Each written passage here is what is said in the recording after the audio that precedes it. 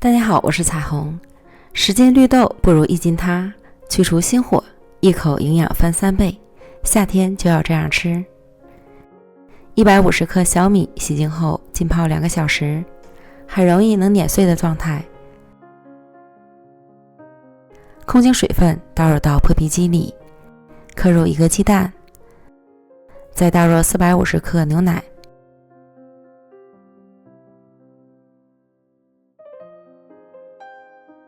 选着果汁线打成米浆，将打好的米浆倒入到碗中，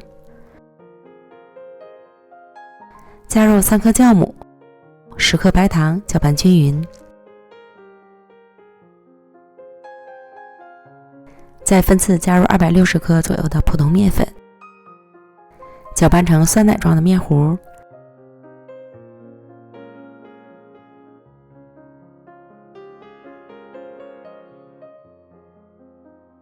盖好保鲜膜，醒发至2倍大。发酵好的面糊内部充满了大气孔，搅拌排气。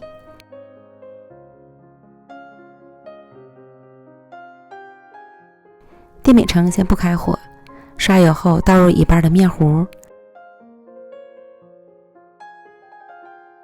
盖上盖子，静置15分钟后再开小火捞。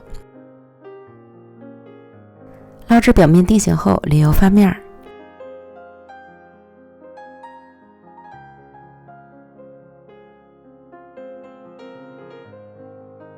另一面捞至上色。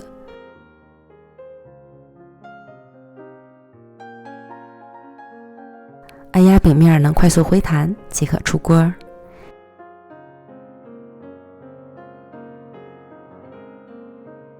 原汁原味的小米饼就做好了。出锅后切成小块就可以开吃了。小米是公认的健脾养胃好食材，简简单单做成小米饼，有酥有软，吃一口有着纯纯的小米香气，健康零添加。关键做法还特别简单，夏天不要贪凉，更要吃出好味来。